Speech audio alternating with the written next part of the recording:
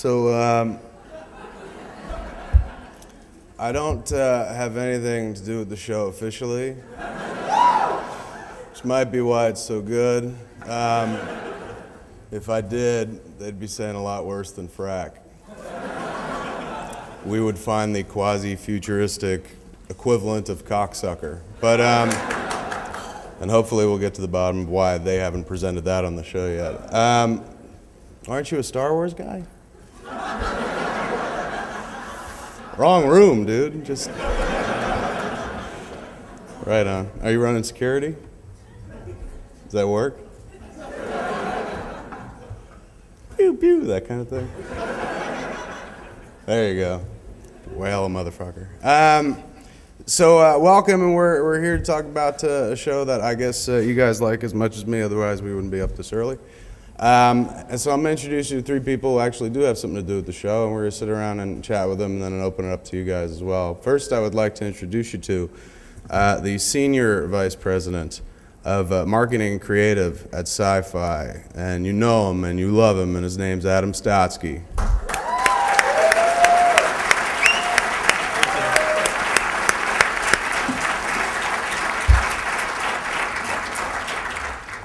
And next I'm going to bring out the two cats who we're all kind of here to see, even though we love Adam a lot. You're welcome, sir. He's the guy you love to hate, and she's the Cylon you want to frack in a big bad way. Give it up for James Callis and Trisha Helfer.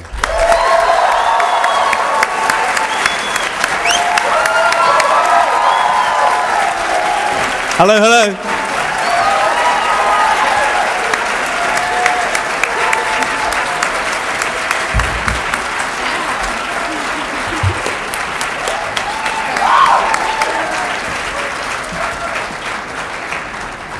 Hello. Hi, everybody. Wow. Hey, Kevin. Good morning, sir.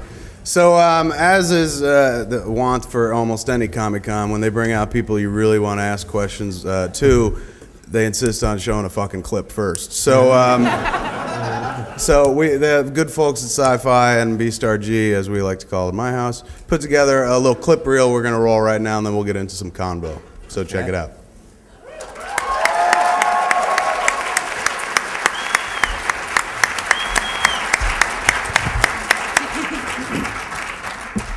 So the clip leads me right into the most obvious question. Since we're a room full of Battlestar Galactica fans, I imagine it's the one that's on everybody's mind. Adam, how does somebody get into marketing?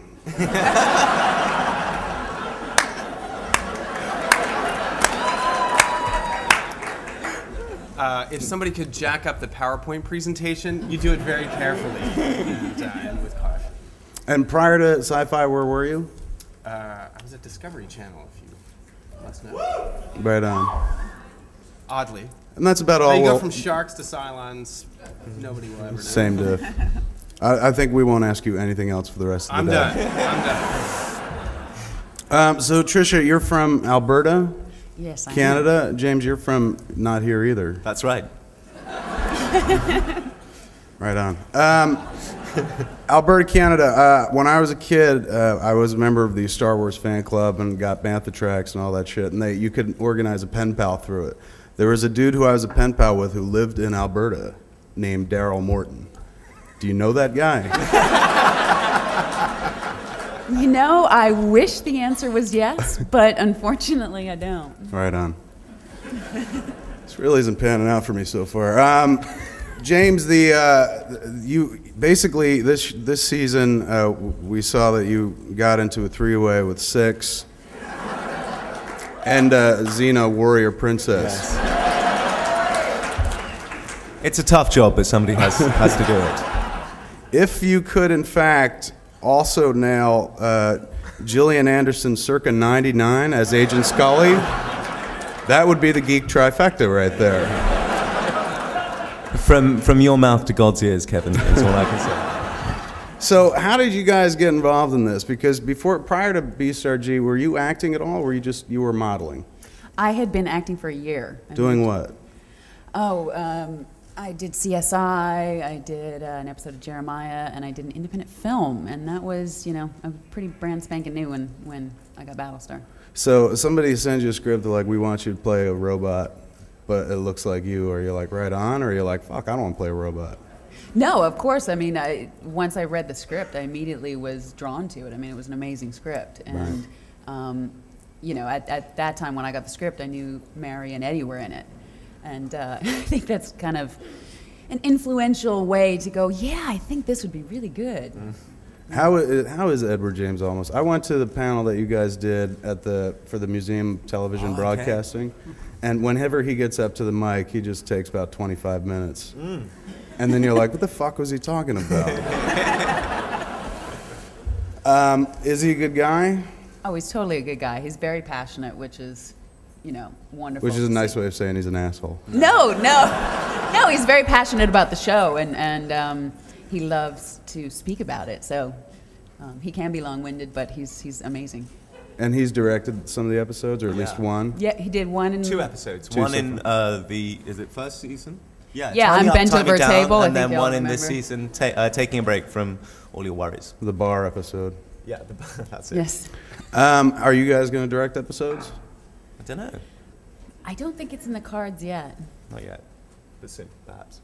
Don't you think you can use your weight? Be like, look, we're going to stop fucking on the show unless we get to direct now. We'll see. We'll see. That's how I got into it. Okay. So James, you were doing a bunch of shit prior to this. Yeah. Including Bridget Jones, which Yes. most people recognize you from. When I first saw the show, that's why I was that dude from Bridget Jones. Yes. What's he doing on this show? Yes. It was actually, to be really honest, I couldn't understand how I got the job. And when I did get the job and rang several people in London to tell them that I was going to be playing Baltar, most of them were like, do they understand how fatally miscast you've actually been? It's going to be awful. And I kind of agree. I didn't understand myself. When you're just doing the show and you're like saying the lines, the stuff that we were doing wasn't kind of connected with the Battlestar initially in the miniseries. It's like acting in your own kind of show. It didn't really work with Jamie or Katie or Mary or Eddie. And so my realization about how amazing this thing was when I saw it all kind of together on TV. It was like, Christ, I'm in the most amazing show, which was really exciting.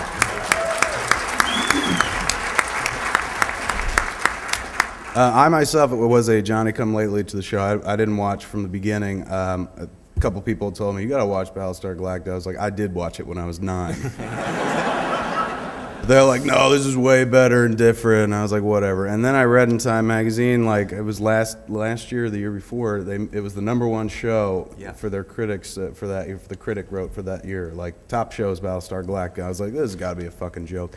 So my old lady quit smoking, so she was in bed for like 4 days after Christmas, and she was, really badly detoxing from cigarettes. You would think it was fucking heroin, but it was cigarettes. And I was just like, I know if we're gonna sit around, let's watch Battlestar Galactica. And she was like, you are out of your mind. Like, put something in that would interest me. And I said, well, let's try it. And it popped it in, and she was fucking riveted. And a lot of that has to do with the fact, very, very strong female characters. But it was one of those things, we popped it in, and we watched every fucking episode, and then immediately went into season 2. So drawn into it in a big, bad way.